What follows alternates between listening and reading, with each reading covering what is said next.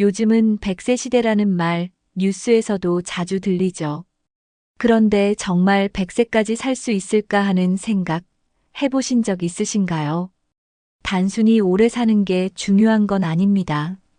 100세까지 건강하게 내 두 발로 걷고 내 입으로 밥 먹고 내 정신으로 말할 수 있어야 진짜 장수라고 할 수 있겠죠. 그런데 주변에서 나는 오래 못 살겠어. 100세까지 살아서 뭐해라는 말도 많이 들립니다. 하지만 알고 보면 장수는 운이 아니라 습관의 차이에서 옵니다. 실제로 100세 넘게 사신 분들을 보면 공통된 생활 습관이 있어요. 특별한 약이나 좋은 병원이 아니라 아주 소박하고 단순한 습관들이죠.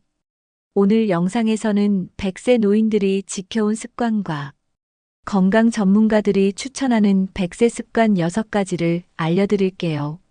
무리하거나 어렵지 않고 누구나 지금부터 바로 시작할 수 있는 것들입니다. 오늘 영상에서 마음에 드는 습관 하나만 골라 실천해 보세요. 10년 후, 20년 후 내 몸이 확실히 달라질 수 있습니다. 100세까지 건강하게 살고 싶다면 지금부터 함께 들어보시죠. 100세 노인들의 공통된 특징 중 하나는 식사 시간이 아주 규칙적이라는 점입니다. 하루 3끼를 꼭 먹는 것도 중요하지만 언제 먹느냐가 더 중요하다고 말합니다. 아침, 점심, 저녁을 가능한 한같은 시간에 먹는 습관이 몸의 리듬을 안정시켜줍니다. 우리 몸은 일정한 시간에 음식을 받아야 소화와 흡수가 잘 이루어집니다. 시간마다 배가 고파지는 것도 이 리듬 덕분이죠. 반대로 식사 시간이 들쭉날쭉하면 속이 더부룩하고 소화불량이 자주 생깁니다. 특히 나이가 들수록 위장 기능이 약해지기 때문에 규칙성이 더 중요합니다. 100세 노인들은 보통 아침 7시, 점심 12시, 저녁 6시처럼 일정한 패턴을 지킵니다. 이렇게 하면 몸도 준비가 돼 있고 불필요한 간식도 줄어듭니다. 과식을 막을 수 있는 효과도 있죠. 식사 시간을 정해두면 하루의 흐름도 안정돼서 마음도 편안해집니다. 몸과 마음의 리듬이 일정해지면 면역력도 좋아진다고 알려져 있습니다. 특별한 식단보다 언제 먹느냐가 더 큰 차이를 만드는 거예요. 오늘부터라도 3끼 시간만 일정하게 지켜보세요. 몸이 더 가벼워지고 속도 편안해지는 걸 느낄 수 있을 겁니다. 예부터 배는 8부르기 전에 숟가락을 놓아라는 말 들어보셨죠? 실제로 100세를 사신 분들은 공통적으로 배불리 먹지 않는다고 합니다. 배가 조금 찼다 싶을 때 멈추는 게 소식의 기본이에요. 과식을 반복하면 위장이 늘어나고 소화에도 부담이 갑니다. 또 혈당이 급격히 오르면서 당뇨나 심장 질환 위험도 높아지죠. 반면 소식은 위장을 편안하게 만들고 혈액순환도 좋아집니다. 몸속 염증 수치를 낮춰주는 효과도 있어요. 일본 오키나와 장수 마을 사람들도 소식을 가장 중요한 습관으로 꼽습니다. 적게 먹는다는 건 절약이 아니라 건강을 지키는 선택입니다. 특히 나이가 들면 칼로리는 줄이고 영양소는 더 신경 써야 해요. 많이 먹는 게 아니라 잘 먹는 게 중요한 시기입니다. 식사를 천천히 하면 뇌가 포만감을 느끼는 시간도 확보됩니다. 그래서 100세 노인들은 꼭꼭 씹고 천천히 드시는 분들이 많습니다. 식탁에서 배부르다는 말이 나오기 전에 식사를 마치는 습관. 그게 바로 장수로 가는 식사의 기본입니다. 건강한 장은 면역력의 시작입니다. 특히 70대 이후부터는 장내 세균의 균형이 무너지기 쉬워요. 그래서 100세까지 살고 싶다면 장 건강을 지키는 음식 습관이 필요합니다. 첫째는 식이섬유 섭취입니다. 채소, 과일, 해조류에 풍부하게 들어있죠. 둘째는 발효식품입니다. 김치, 된장, 요구르트 등이 장내 유익균을 도와줍니다. 셋째는 물입니다. 수분이 부족하면 장 운동이 느려지고 변비가 생깁니다. 매일 아침 미지근한 물 한 컵은 장을 깨우는데 아주 좋습니다. 인스턴트 음식이나 기름진 음식은 장내 환경을 나쁘게 만들기 때문에 줄이는 게 좋습니다. 100세를 넘긴 분들 대부분은 신선하고 간단한 음식 위주로 식사합니다. 튀김보다는 찜이나 나물처럼 부드럽고 담백한 음식을 선호하죠. 장이 건강하면 뇌도 건강하다는 말, 요즘엔 과학적으로도 입증되고 있습니다. 장이 깨끗하면 기분도 좋아지고 수면도 편안해집니다. 장 건강은 겉으로 잘 보이지 않지만 건강 전체에 깊은 영향을 미쳐요. 하루 한 끼라도 장을 생각하며 식사해 보세요. 그것이 100세까지 살아가는 데 필요한 작은 실천입니다. 운동이 어렵게 느껴진다면 걷기부터 시작하시면 됩니다. 걷기는 돈도 들지 않고 장소 제한도 없고 누구나 할 수 있는 최고의 전신 운동이에요. 팔, 다리, 허리, 심장, 폐까지 온몸이 함께 움직입니다. 걷기만 꾸준히 해도 혈압이 내려가고 혈당도 안정됩니다. 무릎이나 관절이 안 좋더라도 천천히 걷는 건 충분히 도움이 됩니다. 꾸준히 걷는 분들은 허리 통증, 무릎 통증도 줄어드는 걸 경험한다고 합니다. 심지어 소화 기능도 좋아지고 숙면에도 도움이 돼요. 아침에 햇빛을 받으며 걷는 건 뇌에 활력을 주는데도 큰 효과가 있어요. 걷는 시간은 하루에 30분만으로도 충분합니다. 처음에는 10분에서 15분만 걷다가 점차 늘려도 괜찮아요. 중요한 건 매일 같은 시간에 꾸준히 걷는 습관을 만드는 겁니다. 걷기를 일주일만 해도 몸이 가볍다는 걸 느끼게 되고 한 달을 넘기면 기분도 좋아지고 얼굴에 생기도 돌아와요. 거창한 운동보다 매일 걷는 습관이 장수를 만드는 기본입니다. 오늘부터라도 운동화 신고 가까운 공원 한 바퀴 걸어보세요. 같은 나이라도 걷는 사람과 안 걷는 사람의 건강 상태는 크게 다릅니다. 걷는 분들은 피부 탄력도 더 좋고 혈관 나이도 젊습니다. 걸음걸이가 곧 건강의 지표라는 말도 있어요. 꾸준히 걷는 분들은 자세도 바르고 근육량도 더 많습니다. 반면 걷지 않는 분들은 쉽게 지치고 숨이 차며 자세도 흐트러집니다. 특히 근육이 빠지면서 몸의 균형도 무너지기 시작해요. 이런 차이는 보기엔 사소해 보여도 수명과 직결됩니다. 걷지 않는 분들은 낙상의 위험도 커지고 골절 사고도 많아져요. 뼈와 근육이 약해지면 회복도 느려지고 결국 활동량이 줄어듭니다. 걷는 습관 하나가 이런 악순환을 미리 막아주는 거예요.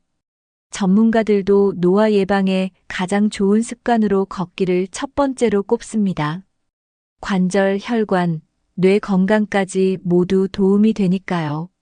매일 걷는 사람은 몸의 나이보다 마음의 나이도 더 젊어집니다. 나이보다 젊게 보이는 사람들 대부분 꾸준히 걷는 분들이에요. 걷는 습관이 100세까지 늙지 않는 비결이라는 말, 과장이 아닙니다. 걷는 것도 중요하지만 누구와 걷느냐도 건강에 큰 영향을 줍니다. 혼자 조용히 걷는 것도 좋지만 함께 걸을 사람이 있다면 더 좋습니다. 대화를 나누며 걷는 시간은 마음의 건강에도 큰 도움이 됩니다. 실제로 부부가 함께 걷는 경우 우울감이 적고 건강 만족도가 높다고 해요. 자녀나 친구와 함께 걷는 건 좋은 소통의 시간이 되기도 하죠. 함께 걷기는 단순한 운동을 넘어서 관계의 회복이기도 합니다. 걷다 보면 자연스럽게 말문이 트이고 속마음도 나누게 되거든요. 외로움은 장수의 가장 큰 적입니다. 걷기를 통해 누군가와 연결되면 외로움도 함께 줄어듭니다. 또한 서로를 챙기고 격려하면서 걷는 습관을 오래 유지할 수 있어요. 걷기 모임이나 마을 걷기 프로그램을 활용해도 좋습니다. 정해진 시간에 만나 걸으면 생활에 리듬도 생기고 규칙성도 유지됩니다. 걷는 사람들끼리 서로 건강 정보도 나누며 더 좋은 습관이 생기죠. 혼자만의 건강이 아닌 함께 나누는 건강이 오래가는 건강입니다. 오늘 누구에게 같이 걸을래요? 한마디 해보세요. 그 말이 100세 인생의 시작이 될 수 있습니다. 잠을 오래 잔다고 무조건 좋은 건 아닙니다. 100세까지 건강하게 살기 위해선 얼마나 깊게 자느냐가 더 중요해요. 얕은 잠은 아무리 오래 자도 피로가 풀리지 않습니다. 반면 깊은 잠은 짧아도 몸과 뇌가 제대로 회복돼요. 특히 노년기에는 수면의 질이 면역력과 직결됩니다. 얕은 잠이 반복되면 감기나 염증 같은 문제가 자주 생기기도 해요. 깊은 수면은 성장 호르몬 분비를 도와 노화 속도를 늦춥니다. 뇌 속 노폐물도 깊은 잠일 때 제거되기 때문에 치매 예방에도 도움이 돼요. 100세 노인들 중에는 밤잠을 짧게 자더라도 낮에 컨디션이 좋은 분들이 많습니다. 그 비결은 수면의 질, 즉 깊고 안정된 잠이에요. 수면의 질을 높이기 위해선 자기 전 스마트폰이나 TV는 줄이는 게 좋아요. 또 과식이나 카페인도 잠을 방해하니 피하시는 게 좋습니다. 잠들기 전에 따뜻한 물로 조격하거나 스트레칭을 하면 도움이 됩니다. 조용하고 어두운 환경을 만들면 뇌가 더 쉽게 휴식에 들어갈 수 있어요. 양보다 질 좋은 잠이 건강한 100세로 가는 지름길입니다. 깊은 잠을 자려면 낮의 생활 리듬도 함께 조절해줘야 합니다. 너무 늦게 자거나 늦게 일어나는 습관은 수면의 질을 떨어뜨려요. 100세 노인들의 공통점 중 하나는 일찍 자고 일찍 일어난다는 점입니다. 대부분 밤 9시에서 10시 사이에 잠자리에 들고 새벽에 일어나죠. 이른 기상은 햇빛을 더 빨리 받게 하고 생체 리듬을 안정시켜줍니다. 낮에 햇볕을 충분히 쬐는 것도 밤에 깊은 잠을 자는데 도움이 됩니다. 꾸준한 낮 운동도 수면에 큰 영향을 줍니다. 단, 자기 전 운동은 피해주세요. 침실은 온도와 습도가 적절해야 하고 빛이 들어오지 않도록 해야 합니다. 불면증이 있다면 낮잠은 피하고 대신 낮 활동량을 늘리는 게 좋습니다. 자기 전에 밝은 조명 대신 은은한 조명을 켜두는 것도 도움이 됩니다. 규칙적인 취침 시간이 생기면 뇌가 자연스럽게 잠을 준비하게 돼요. 매일 같은 시간에 자고 일어나는 것만으로도 수면 질이 좋아집니다. 잠을 잘 자는 사람은 표정도 밝고 기억력도 더 좋아요. 밤에 자주 깨거나 뒤척인다면 생활 습관부터 다시 점검해 보세요. 잠을 관리하는 게 건강을 지키는 첫걸음입니다. 낮잠을 적당히 자는 건 장수에 긍정적인 영향을 줍니다. 단, 너무 오래 자거나 늦은 시간에 자는 낮잠은 오히려 밤잠을 방해해요. 이상적인 낮잠 시간은 점심 먹고 1시간 이내 20분에서 30분 사이입니다. 이 정도만 자도 몸이 가볍고 머리가 맑아지는 걸 느낄 수 있어요. 100세 노인들 중에는 점심 후 가벼운 낮잠을 즐기시는 분들이 많습니다. 이 짧은 휴식이 오후 에너지를 다시 끌어올려 줍니다. 반대로 너무 길게 자면 오히려 더 피곤하고 밤잠도 방해받습니다. 또 하나 중요한 건 이른 취침이에요. 밤 10시 전에는 잠자리에 드는 습관이 노화 방지에 도움이 됩니다. 이 시간대에 성장 호르몬이 가장 활발하게 분비되기 때문입니다. 이른 취침은 면역력 회복과 뇌 건강 유지에 효과적이에요. 규칙적인 이른 취침은 심장과 간 기능 회복에도 도움이 됩니다. 수면 패턴이 안정되면 아침에 상쾌하게 일어날 수 있어요. 하루를 잘 마무리하는 건 하루를 잘 시작하는 첫걸음이기도 합니다. 낮잠은 짧게, 밤잠은 일찍. 이 습관이 100세 인생을 만들어줍니다. 나이 들면 다 아프지 뭐 이런 말 자주 하시나요? 이런 말들은 생각보다 우리 몸에 더 큰 영향을 줍니다. 부정적인 말은 뇌를 위축시키고 몸의 활력을 떨어뜨려요. 실제로 부정적인 말을 자주 하는 사람은 면역력도 더 낮다고 합니다. 나는 이제 쓸모없어라는 생각은 뇌 활동을 둔화시키는 원인이 됩니다. 이런 생각이 계속되면 실제로 의욕이 떨어지고 우울감도 깊어져요. 반대로 아직 할 수 있어, 괜찮아 같은 말은 뇌에 긍정적인 자극을 줍니다. 단어 하나, 생각 하나가 내 몸의 방향을 바꾸는 힘이 있어요. 말은 마음의 거울이고 마음은 곧 몸의 방향을 결정합니다. 실제로 건강한 100세 노인들은 대부분 밝고 긍정적인 표현을 즐겨 사용합니다. 작은 일에도 감사하고 웃는 습관이 자연스럽게 자리 잡혀 있죠. 아플 때도 이 정도면 감사하지라고 말하는 분들이 많습니다. 긍정적인 마음은 병이 있어도 더 빨리 회복하게 도와줍니다. 말투만 바꿔도 뇌와 몸이 달라질 수 있습니다. 오늘부터라도 내 입에서 나오는 말을 조금씩 바꿔보세요. 웃음은 가장 쉬운 운동이자 가장 강력한 보약입니다. 웃을 때 우리 몸에서는 행복 호르몬이 나와 기분이 좋아지고 면역력도 높아집니다. 100세를 넘긴 분들 중에는 날마다 웃는 습관이 몸에 밴 분들이 많습니다. 작은 일에도 고맙다, 웃기다, 좋다는 말을 자주 하세요. 감사하는 마음을 자주 표현하는 사람은 스트레스를 덜 받는다고 합니다. 스트레스가 줄면 심장, 뇌, 장기 모두가 더 건강하게 유지돼요. 웃을 일이 없으면 웃을 생각이라도 해보세요. 억지로 웃더라도 뇌는 그걸 진짜 웃음으로 받아들입니다. 그리고 진짜 기분이 좋아지는 효과까지 이어져요. 주변 사람과 함께 웃을 수 있는 시간을 만드는 것도 중요합니다. 유머 있는 방송을 보거나 손주와 대화를 나누는 것도 좋은 방법이에요. 감사일기를 써보는 것도 효과가 좋습니다. 하루에 고마운 일 한 가지만 떠올려도 마음이 따뜻해지고 편안해져요. 웃음과 감사는 돈이 들지 않지만 장수로 가는 가장 강력한 습관입니다. 오늘 하루도 감사할 일 하나, 웃을 일 하나만 만들어 보세요. 하고 싶은 일이 있는 사람은 훨씬 오래 산다고 합니다. 목표가 있다는 건 매일을 살아갈 이유가 있다는 뜻이에요. 작은 목표라도 삶에 활력을 불어넣어 줍니다. 매일 오전에 걷겠다 같은 간단한 계획도 충분해요. 그림 그리기, 글쓰기, 책 읽기처럼 나만의 시간을 갖는 것도 좋아요.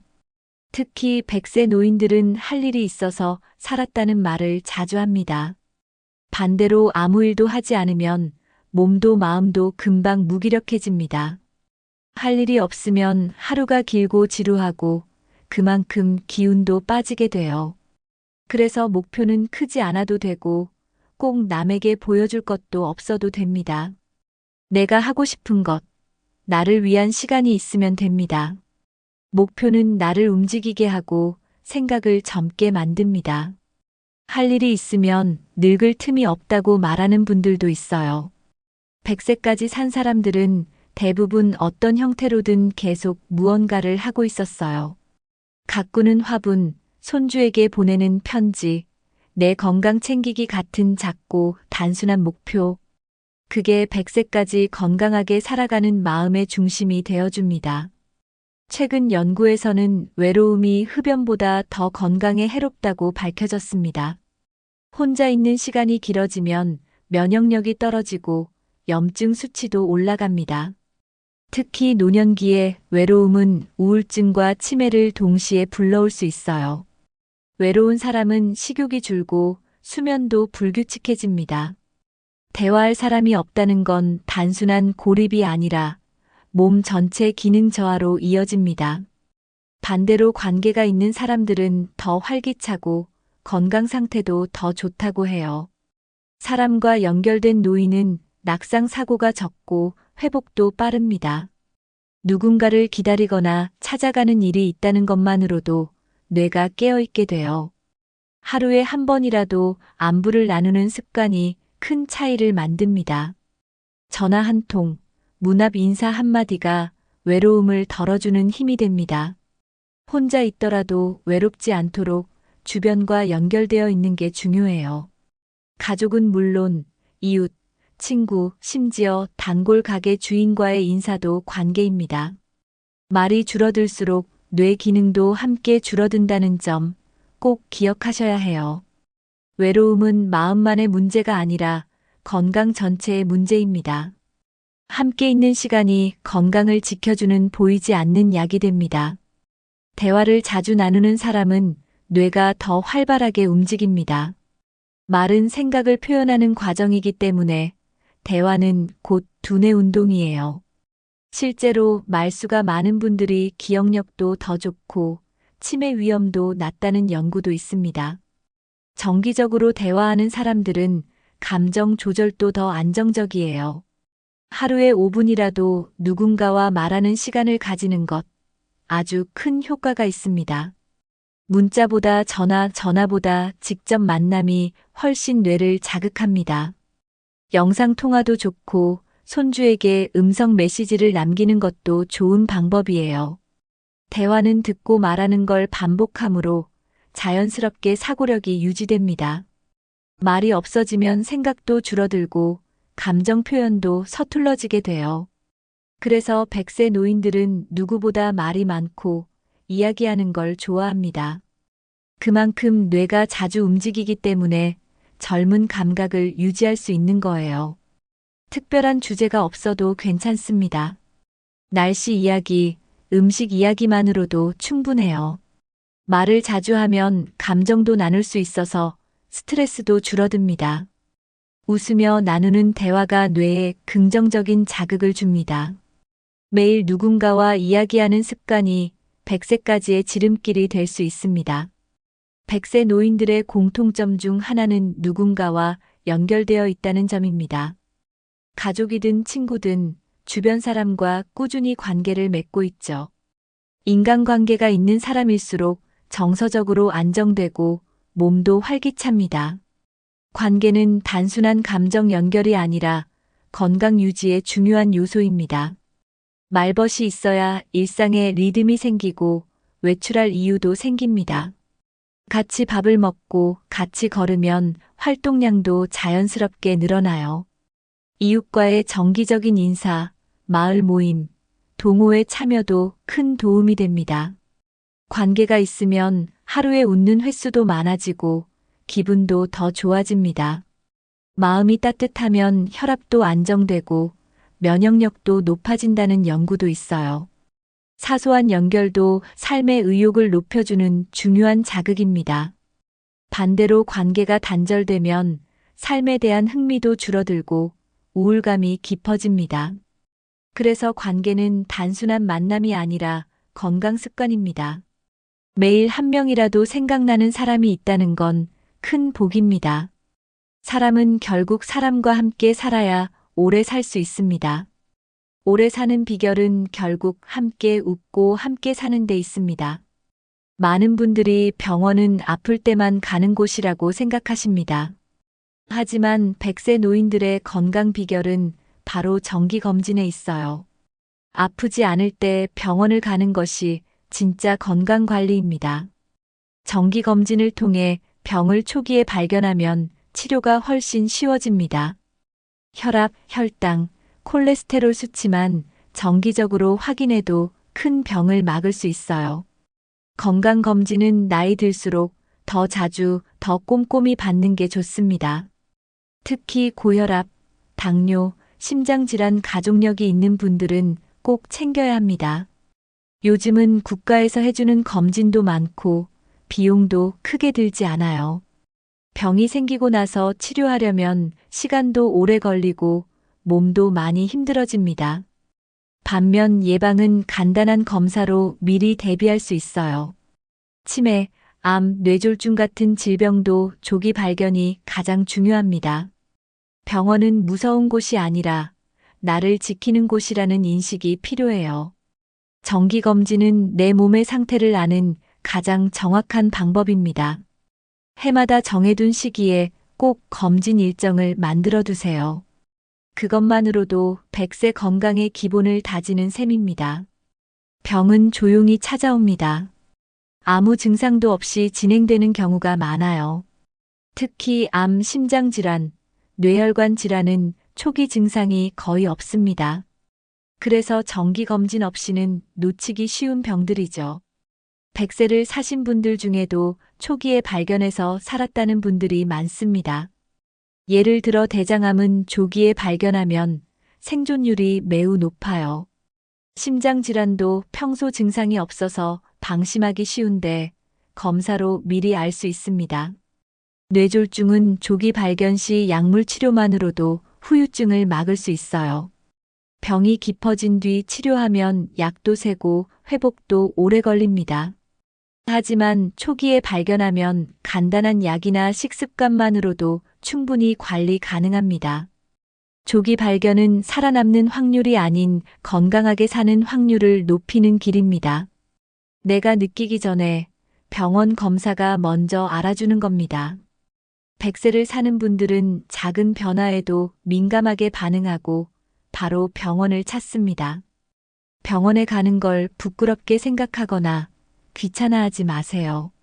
건강은 타이밍이고 그 타이밍을 지켜주는 게 바로 조기 발견입니다.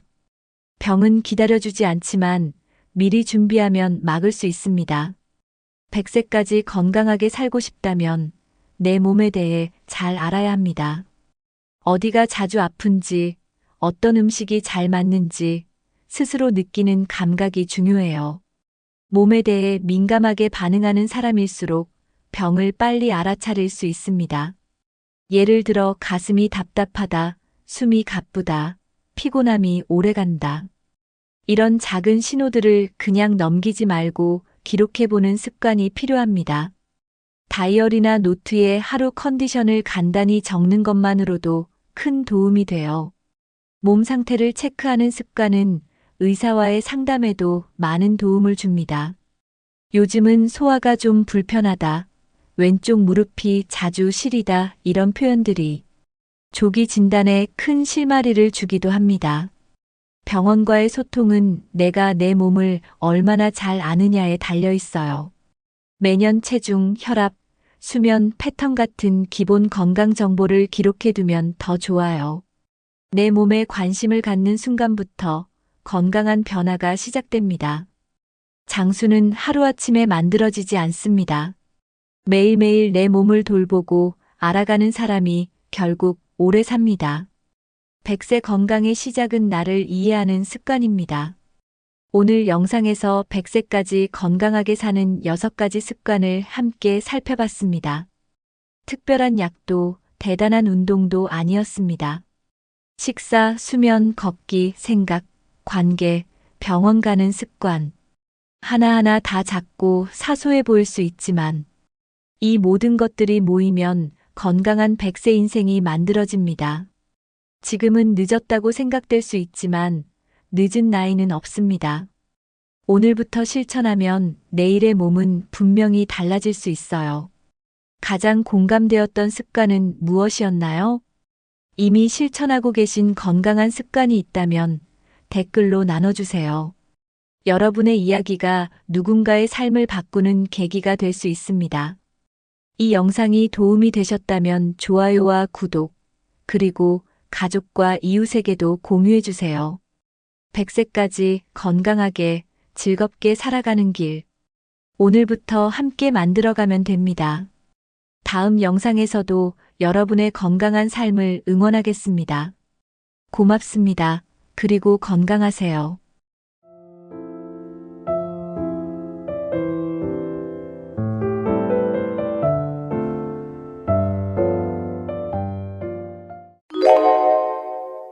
퇴직 후에도 월 100만 원 이상 꾸준히 벌 수 있다면 얼마나 든든할까요?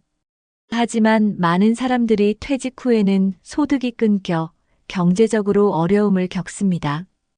국민연금만으로는 생활이 빠듯하고 예상보다 지출이 많아지는 경우도 많습니다. 그렇다면 퇴직 후에도 현실적으로 월 100만 원 이상의 추가 수입을 만드는 방법은 없을까요?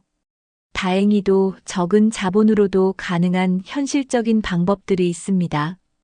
오늘 소개할 5가지 방법은 이미 많은 사람들이 실천해서 성과를 내고 있는 방법들입니다.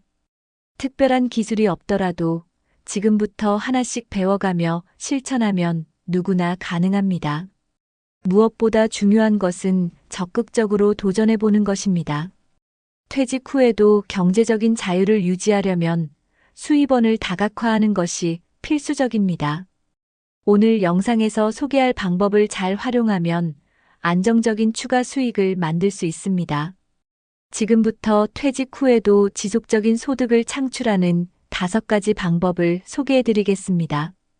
끝까지 시청하시면 여러분에게 딱 맞는 현실적인 방법을 찾을 수 있을 것입니다. 퇴직 후 소득이 없어진다는 불안감 한 번쯤 느껴보신 적 있으신가요?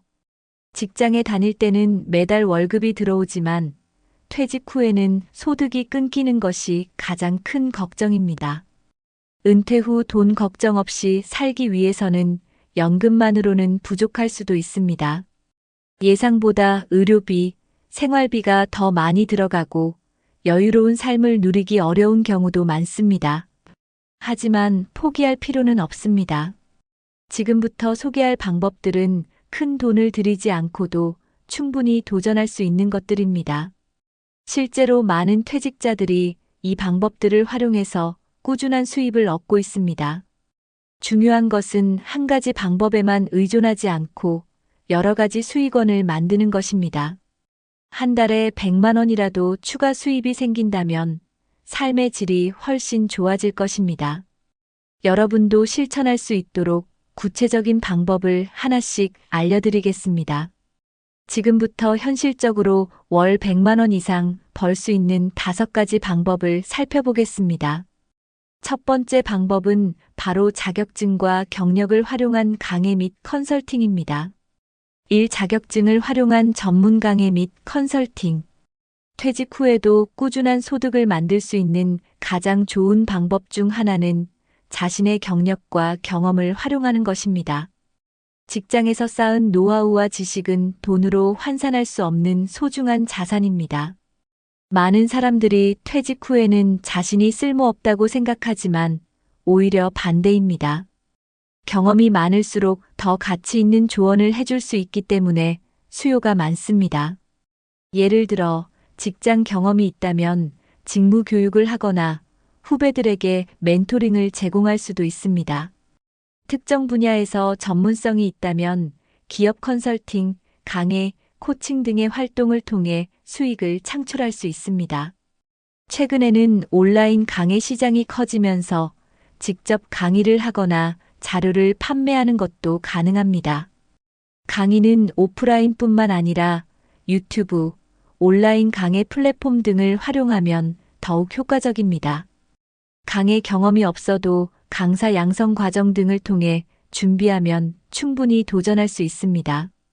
퇴직 후에도 자신의 경험을 활용해 추가 수입을 만드는 사람들은 생각보다 많습니다. 중요한 것은 처음부터 완벽할 필요 없이 작은 것부터 시작하는 것입니다. 그렇다면 어떤 자격증이 퇴직 후 소득 창출에 도움이 될까요? 자격증이 있으면 신뢰도가 높아지고 보다 안정적으로 수익을 창출할 수 있습니다. 퇴직 후 활용하기 좋은 자격증으로는 노무사, 부동산 중개사, 경매 지도사 등이 있습니다. 요즘에는 정리수납 전문가, 요가 강사, 바리스타 같은 생활 밀착형 자격증도 인기가 많습니다. 컴퓨터 관련 자격증, 코딩 교육 강사 자격증 등 IT 관련 자격증도 수익 창출에 도움이 됩니다. 특히 심리 상담사, 코칭 전문가 같은 자격증은 은퇴 후에도 꾸준히 활용할 수 있습니다. 자격증을 따면 강의뿐만 아니라 컨설팅, 온라인 수업, 개인 상담 등으로도 활용할 수 있습니다. 최근에는 온라인 강의 시장이 커지면서 인터넷 강의 플랫폼에서도 활동할 수 있습니다. 강의를 직접 하지 않더라도 교재를 만들거나 자료를 판매하는 방식으로도 수익을 만들 수 있습니다. 자격증 하나로 다양한 수익 모델을 만들 수 있기 때문에 적극적으로 활용하는 것이 좋습니다.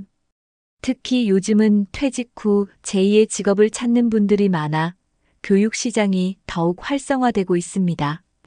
만약 자격증이 없다면 무료 또는 저렴한 비용으로 온라인 강좌를 수강해 보는 것도 좋은 방법입니다. 다음으로는 강의와 컨설팅을 통해 구체적으로 월 100만 원을 버는 방법을 알아보겠습니다. 퇴직 후 강의나 컨설팅으로 월 100만 원 이상의 수익을 올리는 것은 충분히 가능합니다. 하지만 무작정 시작하는 것이 아니라 체계적인 전략이 필요합니다. 첫 번째 전략은 내가 가진 경험과 지식을 정리하는 것입니다. 퇴직 전 직무 경험, 특정 분야의 전문성, 취미나 특기를 활용할 수 있습니다. 예를 들어 회계나 경영 관련 경험이 있다면 중소기업 컨설팅을 할 수 있습니다. 교육 경험이 있다면 자격증 강의나 직무 교육을 진행할 수도 있습니다. 두 번째 전략은 어디에서 강의를 할지 정하는 것입니다. 평생교육원, 문화센터, 기업교육, 온라인 강의 플랫폼 등을 활용할 수 있습니다. 요즘은 오프라인 강의뿐만 아니라 유튜브, 클래스 100일, 탈인 같은 온라인 강의 플랫폼도 인기입니다. 세 번째 전략은 첫 강의를 무료 또는 저렴한 가격으로 시작하는 것입니다. 처음부터 높은 강의료를 받기보다는 수강생을 모집하고 실력을 쌓는 것이 중요합니다. 강의 후에는 후기나 추천을 받아 신뢰도를 높이면 점점 더 많은 기회가 생깁니다. 이 소자본 창업 및 온라인 판매. 많은 사람들이 퇴직 후 창업을 고민하지만 큰 돈을 들이는 것은 부담스럽습니다. 하지만 초기 비용이 적게 드는 소자본 창업이라면 누구나 도전할 수 있습니다. 요즘은 온라인 판매, 1인 창업, 무점포 사업 등이 인기를 끌고 있습니다. 예를 들어 직접 만든 수제 간식, 건강식품, 공예품 등을 온라인에서 판매하는 것이 가능합니다.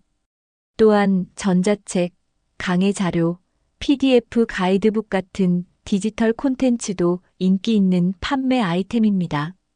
무점포 창업으로는 블로그, 유튜브, 스마트 스토어, 쿠팡 파트너스 등 온라인 플랫폼을 활용하는 방법이 있습니다.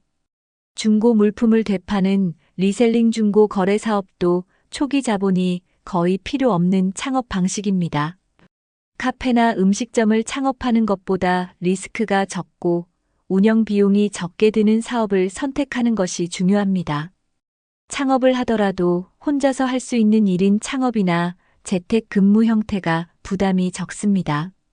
퇴직 후에는 고정 지출이 많아지기 때문에 초기 비용이 많이 드는 창업은 피하는 것이 좋습니다. 그렇다면 온라인에서 가장 쉽게 도전할 수 있는 판매 방법에는 어떤 것들이 있을까요? 지금부터 온라인 쇼핑몰과 중고 거래를 활용한 수익 창출 방법을 소개해 드리겠습니다. 요즘은 오프라인 매장 없이도 온라인에서 제품을 판매할 수 있는 방법이 많습니다. 대표적인 플랫폼으로는 네이버 스마트 스토어, 쿠팡 마켓플레이스, 11번가, 당근마켓, 중고나라 등이 있습니다. 스마트 스토어는 본인이 직접 제품을 제작하지 않아도 도매업체와 제휴해 판매할 수 있습니다. 예를 들어 도매 사이트에서 물건을 구매한 뒤 소량씩 판매하는 방식으로 운영할 수 있습니다. 요즘은 해외 구매 대행, 공동구매, 중고 거래 등도 인기 있는 온라인 판매 방식입니다. 중고 거래를 활용하면 자신이 쓰지 않는 물건을 판매하면서 수익을 낼 수도 있습니다. 당근마켓, 중고나라, 번개장터 같은 플랫폼에서 사용하지 않는 가전제품, 가구, 의류 등을 판매하면 예상보다 큰 수익을 올릴 수 있습니다.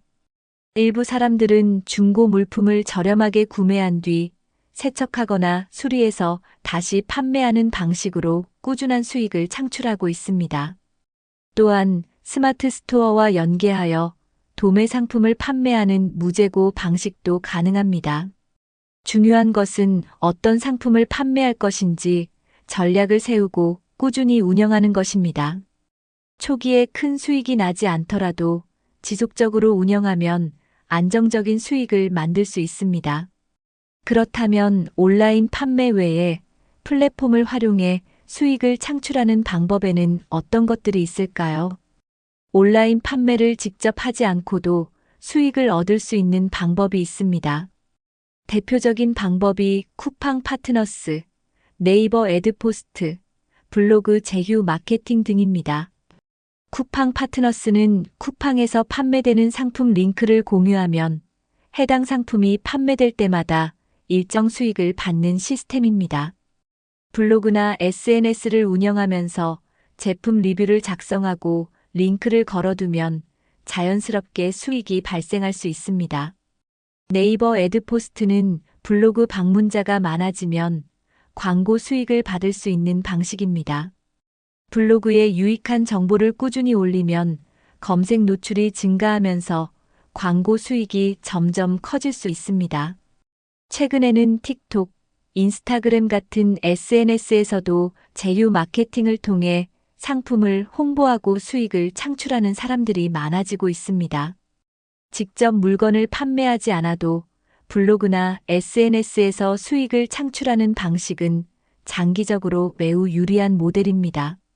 하지만 꾸준히 콘텐츠를 올리고 방문자를 늘리는 노력이 필요합니다. 한번 시스템을 잘 구축하면 꾸준히 수익이 발생하는 구조를 만들 수 있습니다. 초기에는 수익이 적더라도 지속적으로 운영하면 퇴직 후에도 안정적인 부업이 될 수 있습니다. 그렇다면 월세 수익을 활용한 안정적인 소득 창출 방법도 가능할까요? 3월세 수익 및 부동산 활용. 많은 사람들이 부동산 투자라고 하면 큰 돈이 필요하다고 생각합니다. 하지만 적은 자본으로도 안정적인 월세 수익을 창출할 수 있는 방법이 있습니다. 가장 대표적인 방법은 소형 오피스텔, 고시원, 원룸 같은 수익형 부동산을 활용하는 것입니다. 최근에는 지분 투자, 경매, 전대차 계약을 활용한 투자 방식도 인기를 끌고 있습니다. 예를 들어 경매를 통해 시세보다 저렴한 부동산을 매입한 뒤 리모델링하여 월세를 받을 수도 있습니다. 또 다른 방법은 공유 오피스나 공동주거 형태의 부동산을 운영하는 것입니다. 작은 오피스를 여러 개의 사무실로 나눠 임대하거나 쉐어하우스로 활용하는 것도 좋은 방법입니다. 최근에는 상가나 창고를 활용한 수익 모델도 각광받고 있습니다. 부동산 투자는 단순한 매매보다는 안정적인 월세 수익을 만드는 것이 핵심입니다. 적은 자본으로 시작할 수 있는 방법을 찾고 부담 없는 투자 방식을 선택하는 것이 중요합니다. 4. 유튜브 및 SNS 활용한 수익 창출. 요즘은 온라인에서 콘텐츠를 만들어 수익을 창출하는 것이 하나의 직업이 되었습니다. 특히 유튜브, 블로그, 틱톡 같은 플랫폼을 활용하면 누구나 쉽게 도전할 수 있습니다. 유튜브는 영상만 올려도 광고 수익, 협찬, 상품 판매 등 다양한 방식으로 돈을 벌 수 있습니다. 블로그는 글을 작성하고 방문자가 많아지면 애드포스트 광고 수익을 받을 수 있습니다.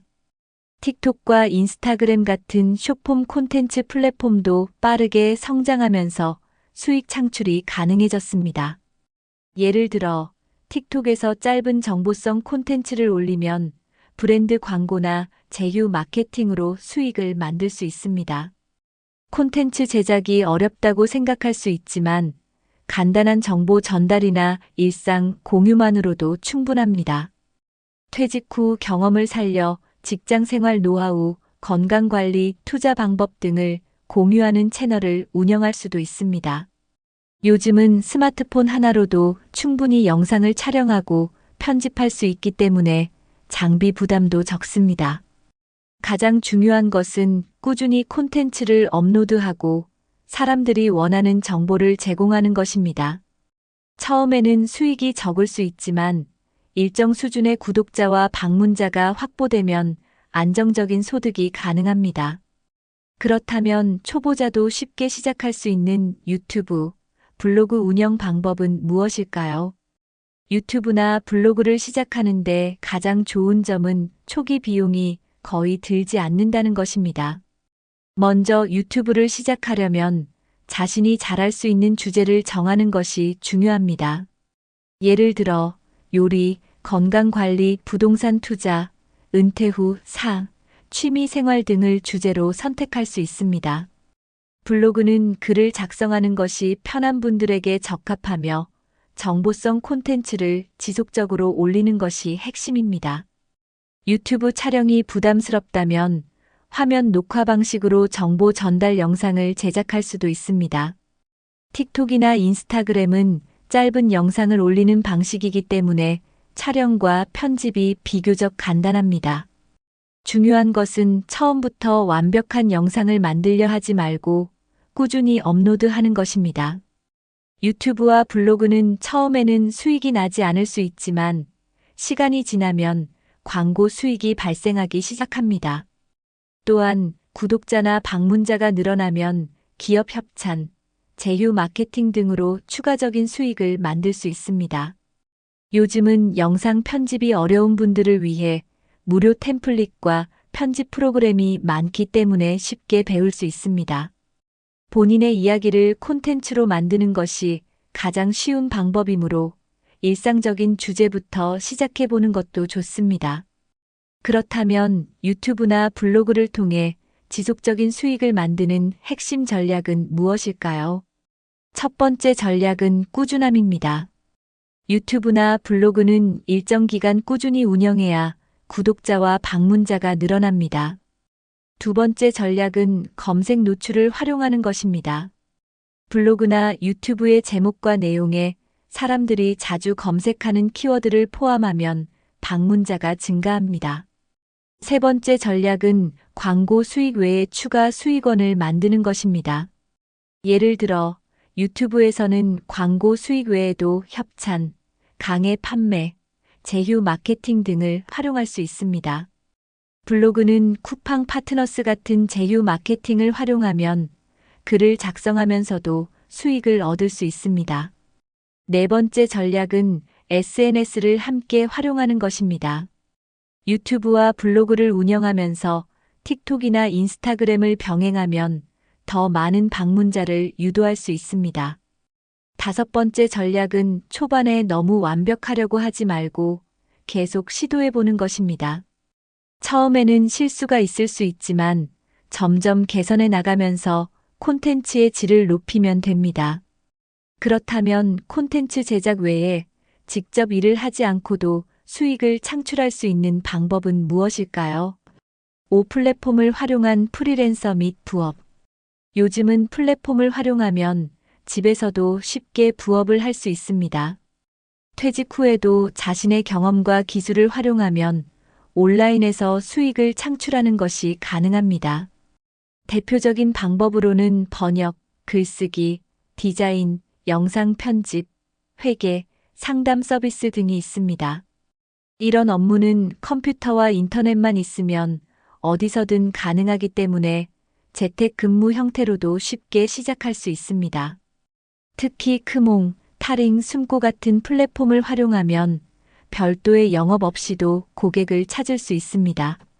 온라인 강의 제작, 전자책 판매, 자기계발 상담 등의 서비스도 수익을 만들 수 있는 좋은 방법입니다. 예를 들어 블로그 글쓰기 경험이 있다면 블로그 대필 작업을 하거나 SNS 관리 업무를 맡을 수도 있습니다. 최근에는 AI 도구를 활용해 번역, 콘텐츠 작성, 디자인 작업을 보다 쉽게 할 수 있는 시대가 되었습니다. 중요한 것은 자신이 잘할 수 있는 일을 찾고 플랫폼을 통해 지속적으로 홍보하는 것입니다. 프리랜서로 일하면서 안정적인 수익을 만들기 위해서는 한 가지 일에 집중하기보다 여러 가지 일을 시도하는 것이 중요합니다. 퇴직 후에도 일하는 것이 부담스럽다면 시간을 자유롭게 조절할 수 있는 부업을 선택하는 것이 좋습니다. 퇴직 후에도 자신의 특기를 살려 월 100만 원 이상의 수익을 만드는 방법은 다양합니다. 첫 번째 방법은 취미를 수익화하는 것입니다. 예를 들어 글쓰기를 좋아한다면 전자책을 출판하거나 블로그 운영으로 광고 수익을 얻을 수 있습니다. 그림을 잘 그린다면 디지털 그림을 제작해 판매하거나 온라인 강의를 만들 수도 있습니다. 두 번째 방법은 전문적인 경험을 활용하는 것입니다. 경영, 회계, 법률 지식이 있다면 소규모 컨설팅을 제공하거나 온라인 강의를 진행할 수 있습니다. 세 번째 방법은 핸드메이드 제품 판매입니다. 예를 들어 뜨개질, 공예, 수제 간식 등을 만들어 스마트 스토어나 SNS를 통해 판매하는 것입니다. 네 번째 방법은 온라인 커뮤니티를 운영하는 것입니다. 특정 주제에 관심 있는 사람들을 모아 온라인 커뮤니티를 운영하면 광고나 후원으로 수익을 창출할 수 있습니다. 다섯 번째 방법은 멘토링 서비스 제공입니다. 후배들에게 직장 생활 팁이나 은퇴 준비 노하우를 전수하는 것만으로도 의미 있는 수익을 만들 수 있습니다. 오늘 소개해드린 퇴직 후에도 월 100만 원 이상 버는 5가지 방법 중에서 가장 관심 가는 방법은 무엇인가요? 여러분이 현재 실천하고 있거나 앞으로 도전하고 싶은 부업이 있다면 댓글로 공유해 주세요. 퇴직 후에도 경제적인 자유를 유지하려면 연금만으로는 부족할 수 있습니다. 하지만 오늘 소개한 5가지 방법을 실천하면 월 100만 원 이상의 추가 수입을 만들 수 있습니다. 가장 중요한 것은 지금부터라도 한 가지씩 시도해 보는 것입니다. 이 영상이 도움이 되셨다면 주변 분들과 공유해서 함께 경제적 자유를 만들어 보세요. 앞으로도 퇴직 후에도 안정적인 수익을 만드는 현실적인 방법을 알려드리겠습니다. 구독과 좋아요, 알림 설정 부탁드립니다.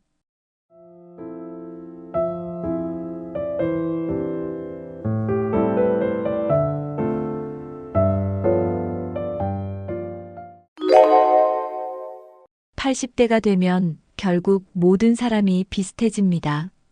젊을 때는 돈, 명예, 성공, 외모가 중요해 보이지만 80대 이후에는 그런 것들이 더 이상 큰 의미가 없게 되죠. 결국 남는 것은 단 한 가지, 어떻게 살아왔느냐입니다. 누군가는 활기차고 건강하게 노후를 보내고 누군가는 외롭고 후회 속에서 살아갑니다. 그런데 많은 사람들이 이때 가서 후회해봤자 소용이 없다는 사실을 깨닫지 못합니다. 그렇다면 80대 이후에도 후회 없는 삶을 살기 위해 지금부터 무엇을 준비해야 할까요? 오늘은 80대 이후 후회하지 않기 위해 반드시 준비해야 할 것들을 알려드리겠습니다. 이 영상을 끝까지 보시면 여러분도 지금부터 후회 없는 삶을 준비할 수 있습니다. 지금부터 시작합니다. 1. 80대 이후 결국 남는 것은 이것뿐이다. 돈, 명예, 결국 남는 것은 건강이다. 젊었을 때는 돈이 많으면 행복할 거라고 생각합니다. 하지만 80대가 되면 돈보다 중요한 것이 건강이라는 사실을 절실히 깨닫게 됩니다. 돈이 많아도 건강이 나쁘면 제대로 먹지도 걷지도 여행도 못 가게 되니까요. 실제로 많은 노인들이 건강만 좋다면 모든 걸 포기할 수도 있다고 말합니다. 하지만 젊을 때는 이 말을 대수롭지 않게 듣다가 몸이 아프고 난 뒤에야 후회하죠. 80대에도 건강한 사람들은 젊었을 때부터 운동하고 건강한 식습관을 유지하며 생활 습관을 철저히 관리합니다.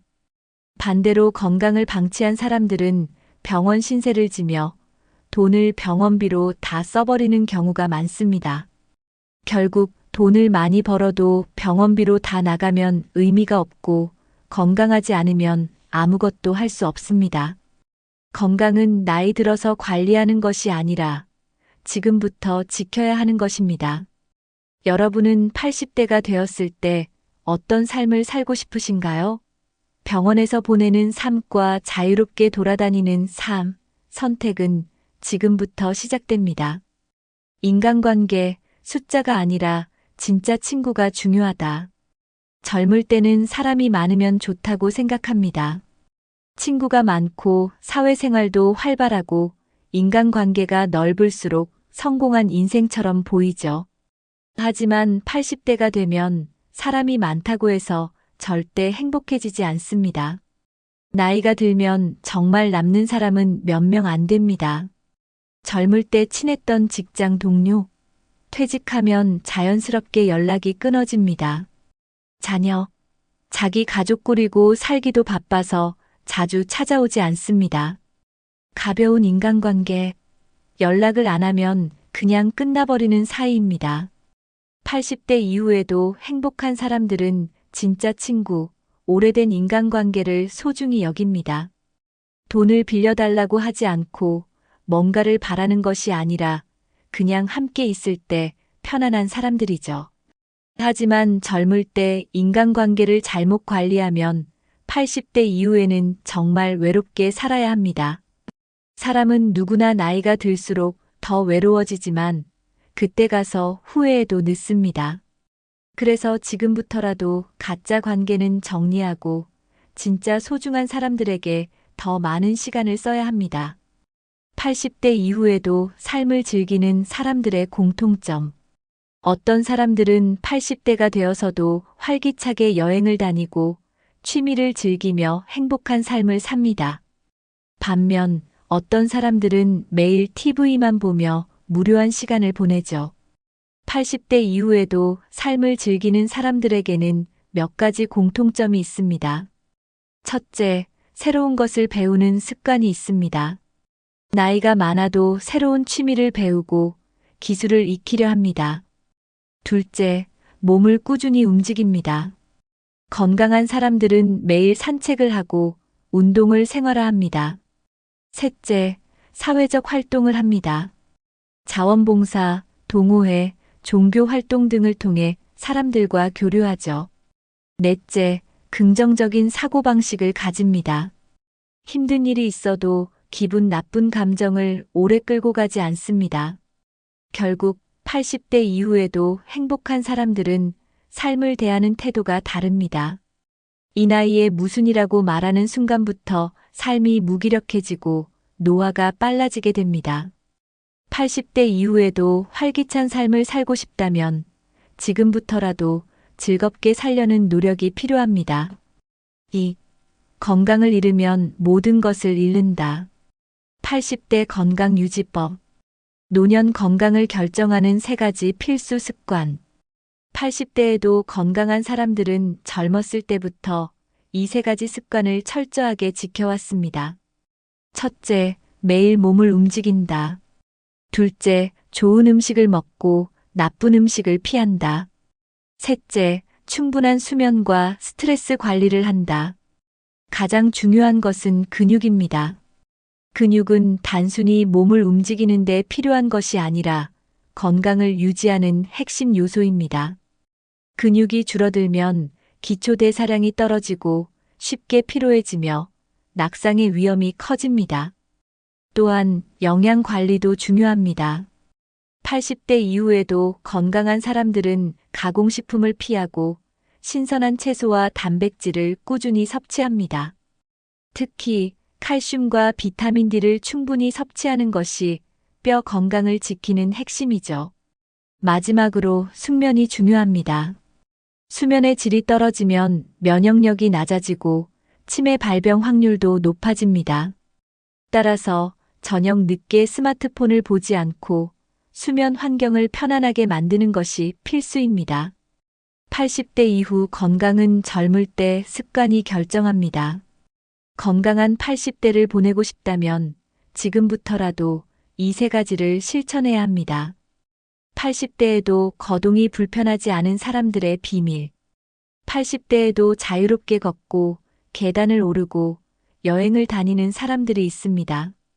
반면 조금만 움직여도 무릎이 아프고 지팡이에 의존해야 하는 사람들도 있죠. 이 차이를 만드는 핵심은 다리 근육과 관절 건강입니다.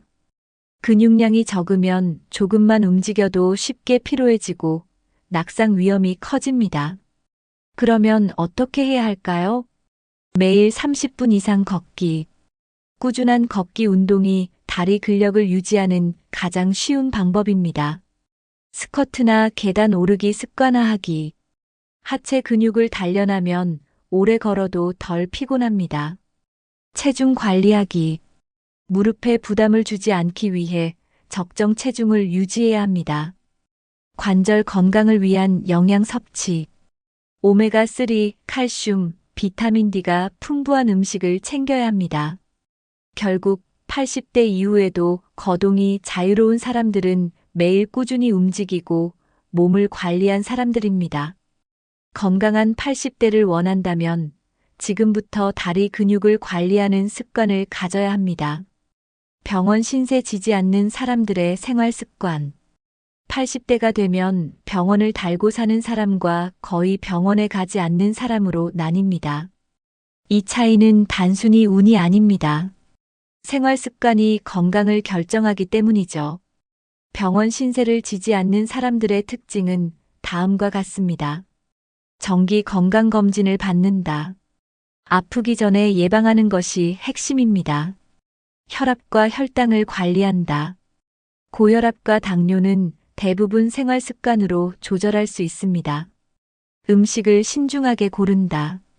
가공식품과 설탕을 피하고 건강한 식단을 유지합니다.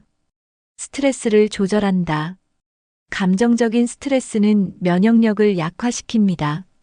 꾸준한 운동을 한다. 하루 30분씩만 걸어도 심혈관 건강이 좋아집니다.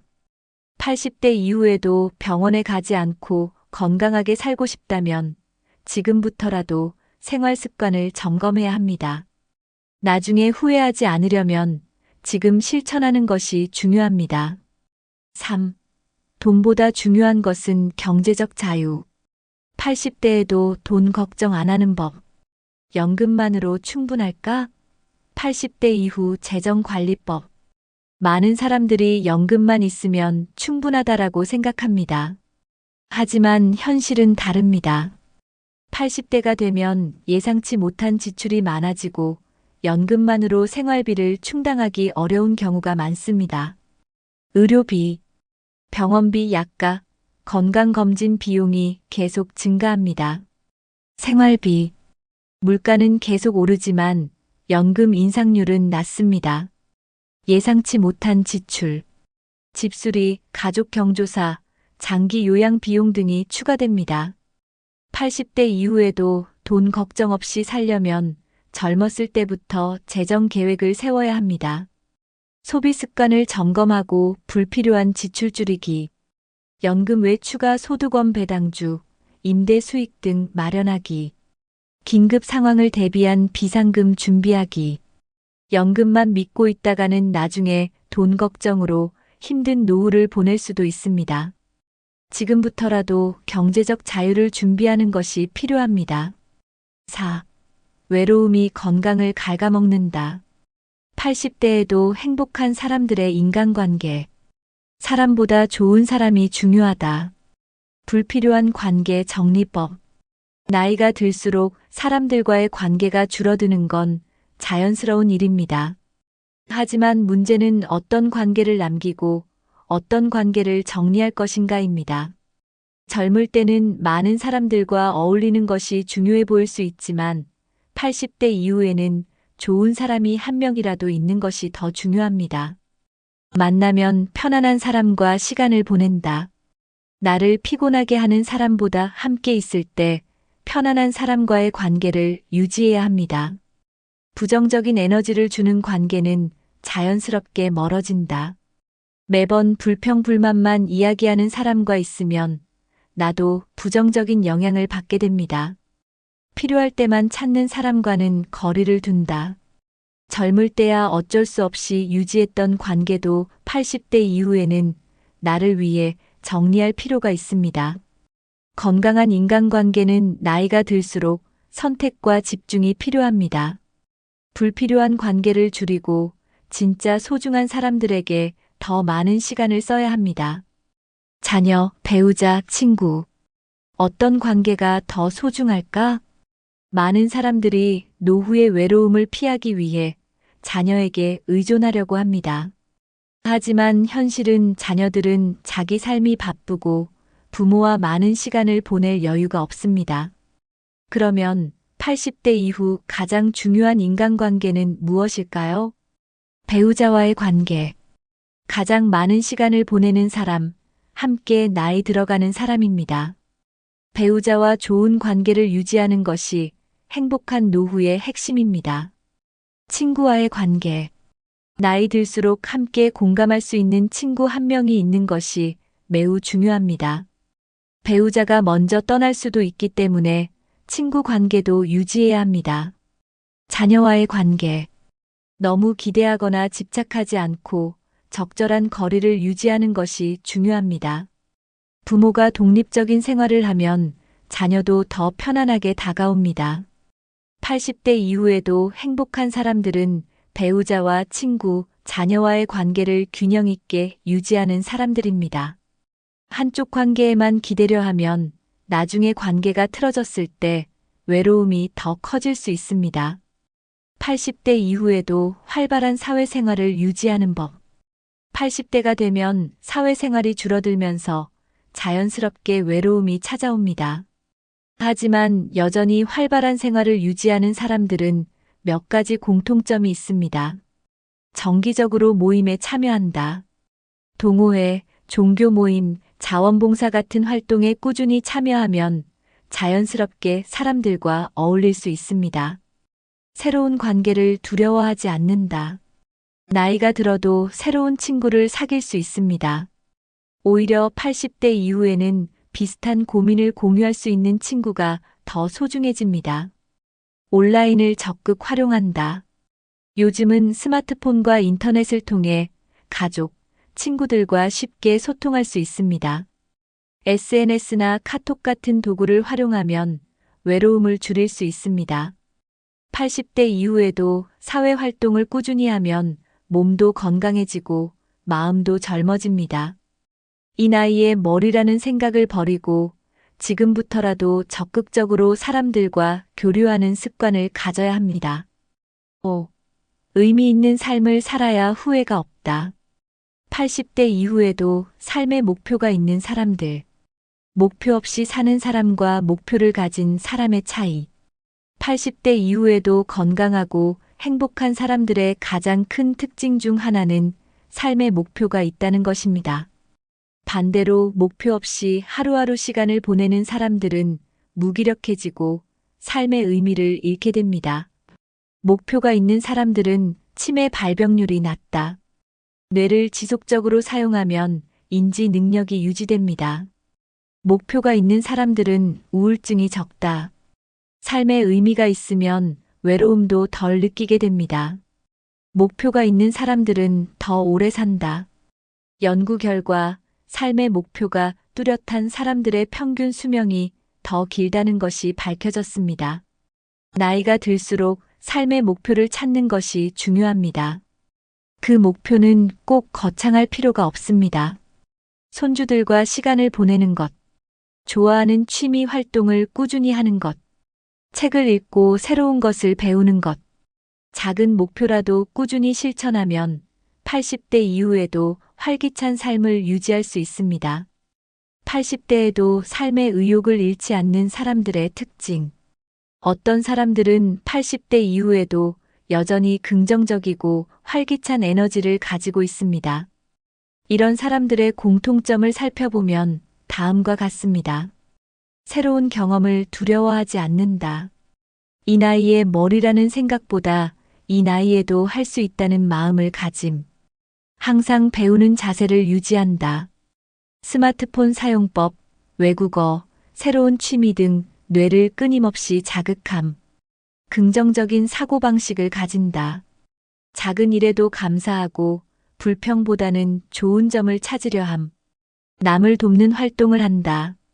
봉사활동, 손주 돌보기, 지역사회 활동 등을 통해 삶의 보람을 느낌. 80대 이후에도 삶에 대한 열정을 유지하는 것이 중요합니다. 몸이 늙어도 마음은 젊게 살아야 진짜 건강한 삶을 살 수 있습니다.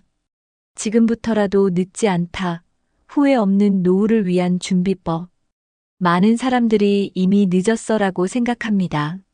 하지만 절대 늦지 않았습니다. 지금부터라도 준비하면 80대 이후에도 건강하고 행복한 삶을 살 수 있습니다. 첫째, 건강 관리를 시작하라. 운동, 식습관 개선, 정기적인 건강 검진을 실천하면 몸 상태가 달라집니다. 둘째, 인간관계를 정리하고 소중한 사람들과 더 많은 시간을 보내라. 셋째, 경제적인 준비를 철저히 해서 돈 걱정을 줄여라. 넷째, 삶의 목표를 만들고 하루하루 의미 있는 시간을 보내라. 지금 시작하면 10년 후, 20년 후 나의 삶이 완전히 달라질 수 있습니다. 지금 당장 실천하세요. 후회 없는 80대를 위한 준비는 오늘부터 시작됩니다. 80대 이후 후회 없는 삶을 위해 지금 당장 해야 할 것. 80대가 되면 결국 모든 것이 비슷해집니다. 남는 것은 건강, 인간관계, 삶의 의미뿐입니다.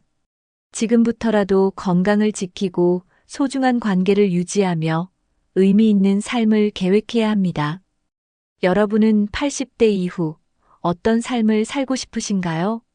이 영상이 도움이 되셨다면 구독과 좋아요 부탁드립니다.